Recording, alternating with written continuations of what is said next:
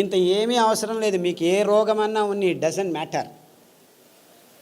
మీరు ఈ 5 సిరిధాన్యాల్ని 2 రోజులకు ఒకసారి మార్చి భోజనం చేయండి.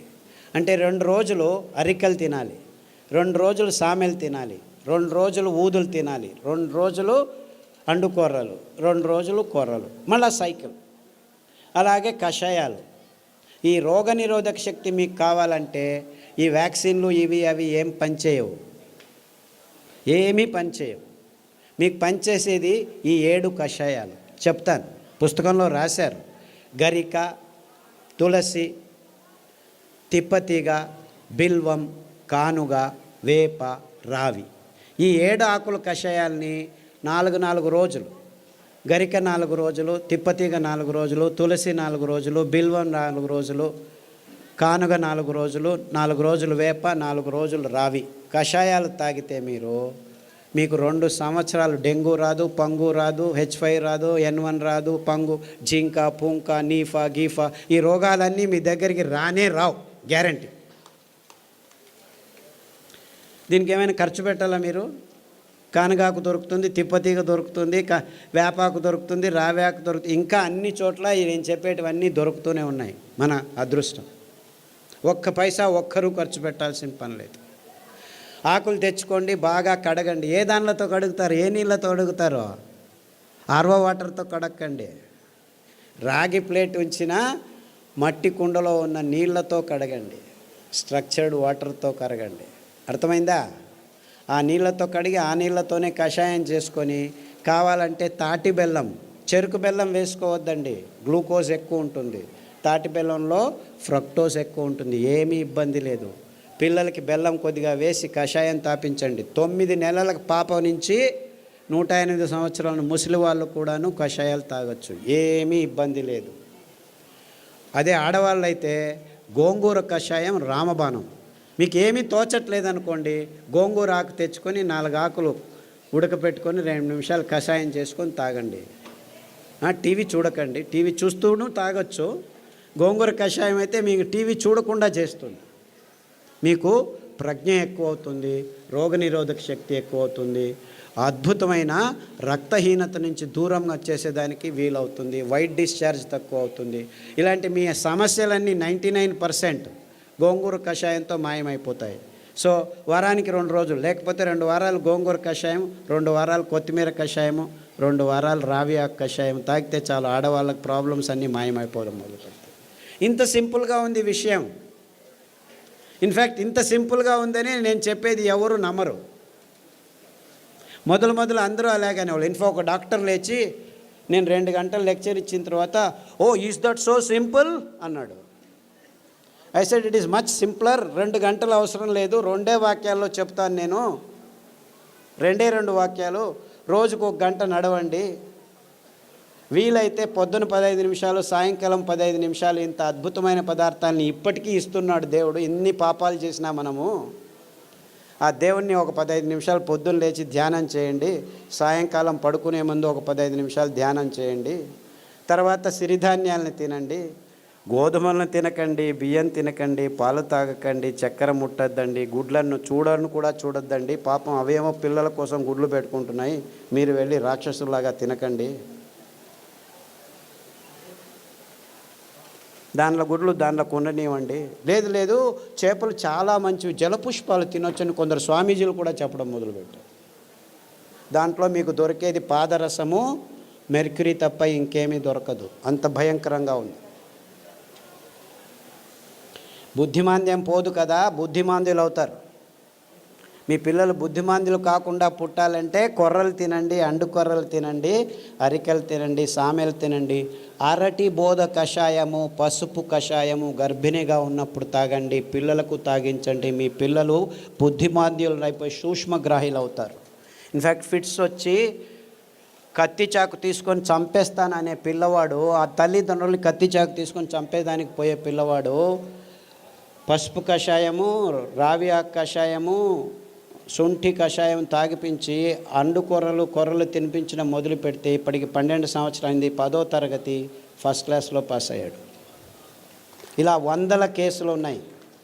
అంటే ఫిట్స్ కోసమని టెగ్రిటాలు, వాల్ప్రోయిక్ యాసిడ్, ఫ్రీజియం ఇవ్వడం మొదలు పెడతారు పిల్లలకి. ఆ మందులు తీసుకుంటూ పిల్లలు బుద్ధిమంతులు అయిపోతారు. ఫిట్స్ రావు అని చెప్తారు, అయినా వస్తూనే ఉంటాయన్నమాట.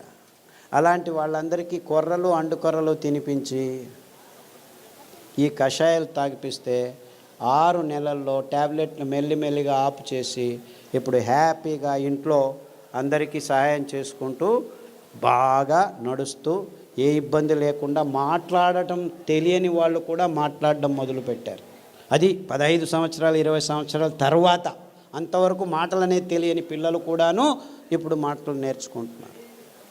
ఇలాంటి అద్భుతమైన విషయాలు ఈ ధాన్యాల్లో, ఈ కషాయాల్లో ఉన్నాయని చెప్పేదానికి నాకు చాలా చాలా సంతోషంగా ఉంది. అర్థమవుతుందా? It's very simple, very very simple. ఇంత సరళమైన అద్భుతమైన ఆరోగ్య రహదారిని మేము నిర్మించాం. ఇంకా బాకీ ఉంది ఏమిటి? మీరందరూ అందులో నడవటం మాత్రమే. అంతే. అందరికీ ఆహ్వానం, ఆరోగ్య రహదారిలో నడవండి అని మా విన్నపంతో మీ అందరికీ వందనాలు. సిరిధాన్యాలు తింటే అరగట్లేదు అని దీనికి 2 కారణాలు ఉన్నాయి. మీరు పొద్దున్న సిరిధాన్యం ఇడ్లీలు తింటే రాత్రి వరకు ఆకలి కాదు.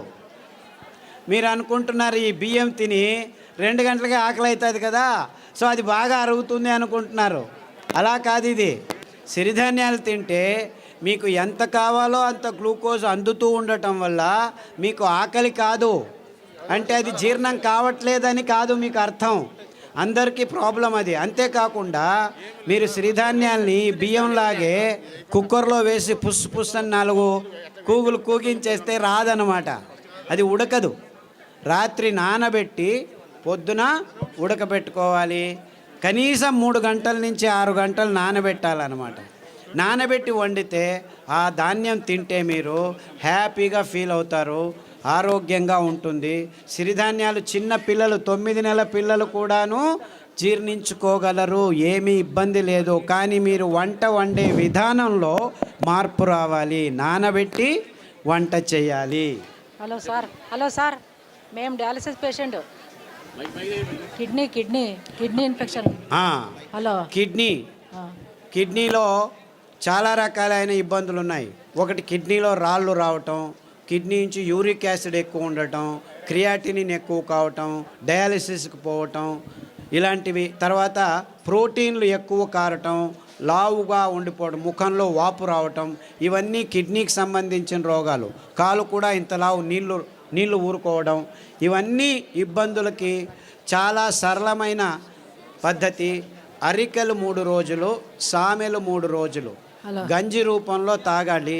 మార్చి 9 వారాల్లోనే మీకు ఈ ప్రాబ్లమ్స్ అన్నీ బాగవుతాయి. దానికి తోడు రణపాల ఆకు, పునర్నవ ఆకు, కొత్తిమీర ఆకు కషాయం వారం మార్చి తీసుకుంటే 9 వారాల్లో మీకు అంతా బాగవుతుంది. వీక్లో డయాలసిస్ 2 టైమ్స్ తగ్గిపోతూ వస్తుందమ్మా. ఇన్ఫ్యాక్ట్ చాలామంది డయాలసిస్ చేసుకున్న వాళ్ళు 1 సంవత్సరంలో డయాలసిస్ నుంచి దూరం కావచ్చు. Thank you sir. అండుకొర్రలు, బోధకాలు రోగం ఉన్న వాళ్ళు అండుకొర్రలు ఒక 3-4 సంవత్సరాలు తింటే బోధకాలు మెల్లిగా బాగవుతూ వస్తుంది. దానికి తోడు జామ ఆకు కషాయం, రావి ఆకు కషాయం, సాదాపాకు ఆకు కషాయం తాగాలి. బోధకాలు ఉన్న వాళ్ళకి అండుకొర్రలు 3 రోజులు, మిగిలిన ధాన్యాలు 4 ఒక్కొక్క రోజు తినాలి. సార్ నమస్కారం అండి. సార్ ఇక్కడ సార్ ఇటుపక్క సార్ చెప్పండి సార్. నా భార్యకి 4 సంవత్సరాల నుంచి ఒక వ్యాధి ఉన్నదండి. ఆమె ఉదయం పూట్ల సరిగా పండుకోదండి. రాత్రి పూట్ల పడుకున్న తర్వాత మళ్ళీ తెల్లవారుజామున లేదండి.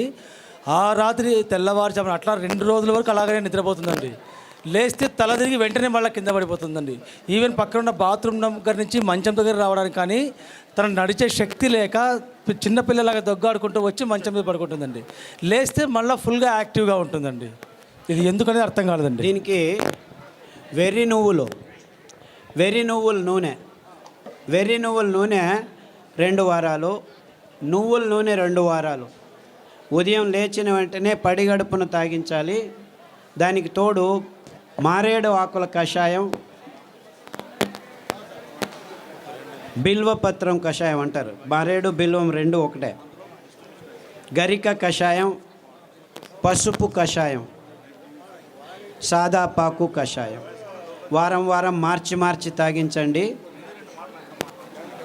అండుకొర్రలు 3 రోజులు, మిగిలిన ధాన్యం ఒక్కొక్క రోజు. ఇలా తినిపిస్తే 6 వారాల్లోనే తేడా కనిపిస్తుంది. 6 weeks all that it takes. 6 నెలల్లో పూర్తిగా బాగవుతుంది. రక్తపు క్యాన్సరు, గర్భకోశం క్యాన్సరు, మెదడు క్యాన్సరు, ఎముకల క్యాన్సరు, ఇలా 14 రకాల క్యాన్సర్లు పుస్తకంలో పట్టీలో రాశారు. దాంట్లో ఉన్న ఆహారం, కషాయాలు వాడితే 6 వారాల్లోనే తేడా రావటం జరుగుతుంది. 6 నెలల్లో చాలా మటుకు మీకు గుణముఖులు అవుతారు. సార్ నాకు ఒట్టిగో డిజినెస్, తల తిరగడం, మళ్ళీ ఇది ఒకటి ఉంది సార్. ఇది బ్రెయిన్ కొంచెం. సాదాపాకు కషాయము, పసుపు కషాయము, అరటి బోధ కషాయం. తర్వాత ఈ వర్టిగో ఉన్నవాళ్ళు చాలామందికి ఈ తంబాకు అంటే పొగాకు, సిగరెట్లు కానీ ఈ లోపల నోట్లో పెట్టుకోవడం కానీ అలవాటు ఉన్న వాళ్ళకి ఈ వర్టిగో ఎక్కువగా ఉంటుంది. అంటే మీరు దాని నుంచి బయటపడాలంటే చేయాల్సింది కానుగ ఆకు కషాయం, చమురు ఆకు కషాయం, రావి ఆకు కషాయం. ఈ 3 కషాయాలని మార్చి తాగాలి. అరికలు, సామెలు ఎక్కువగా తినాలి. సార్ నమస్కారం sir. Prostate cancer, lung cancer. ఇప్పుడు ఏమైందంటే లంగ్లో క్యాన్సర్ వచ్చింది, రేడియోథెరపీ, కీమోథెరపీ తీసుకుంటారు, అక్కడికి ఆగదు, ప్రోస్టేట్కి వస్తుంది. ప్రోస్టేట్కి తీసుకుంటే ఎముకలకు వస్తుంది. అంటే ఇది క్యాన్సరు ఇక్కడుంది, అక్కడుంది అని కాదు. క్యాన్సర్ మొత్తం దేహంలో ఉంది, ఒక్కొక్కసారి ఒక్కొక్క చోట బయటపడుతుంది అని అది అర్థం చేసుకోవాలి. కాబట్టి అన్ని క్యాన్సర్లకు మూలం ఒకటే. అందువల్ల మీరు పారిజాతము, రావి ఆకు, జామ ఆకు కషాయాలు అన్ని క్యాన్సర్లకు బేస్గా ఉండాలి. ఈ 5 ధాన్యాల్ని 2 రోజులు తినడం మొదలు పెట్టండి. 6 వారాల నుంచి 6 నెలల్లో మీకు గుణముఖుడవడం మొదలు పెడతారు. 2 సంవత్సరాల్లో పూర్తి క్యాన్సర్ మీ దేహం నుంచి బయటపడిపోతుంది. ఏమీ ఇబ్బందులు ఉండకుండా జరుగుతుంది. బ్రెయిన్ స్ట్రెంగ్తింగ్ చేసి అదే చెప్పాను కదా, సదాగా సాదాపాకు, పసుపు కషాయాలన్నీ ఈ నర దౌర్బల్యానికి జరిగినేదానికి. తర్వాత నువ్వుల నూనె, వెర్రి నువ్వుల నూనె తాగండి. IBS పుస్తకంలో రాసాము. IBS, క్రాన్స్ డిసీజు, కొల్లైటిస్ ఇవన్నీను లిస్ట్ చేశాము. పుస్తకంలో పట్టీలో ఉంది, గమనించి వాడండి. నమస్కారం సార్. సార్ నమస్కారం సార్. సార్ పాలు కాకుండా పాల ఉత్పత్తులు, పెరుగు, మజ్జిగ. పాలు లాక్టోబాసిల్లస్ తోడుకు పెరుగుకు వేసుకుంటే అందులో ఉన్న కెమికల్స్ అన్నీ నిర్నామం అయిపోతాయి ఫర్మెంటేషన్ వల్ల. అంతేకాకుండా మనకు పాలు, కొబ్బరి పాలు అతి అద్భుతమైన పాలు, అన్ని రోగాలను దూరం చేస్తాయి. నువ్వుల పాలు ఇంకా మంచిది, రాగి పాలు మంచిది. సో మనకు ఒక్క పాలు కాదు, కొబ్బరి పాలు అతి అద్భుతమైన పాలు. పిల్లల రోగాలన్నీ దూరం అయిపోతాయి, రోగనిరోధక శక్తి ఎక్కువ అవుతుంది, జీర్ణశక్తి బాగుంటుంది, మెదడు రోగాలు రాకుండా ఉంటాయి. సో మీరు పాలకు పర్యాయం అంటే చాలా పాలు ఉన్నాయి.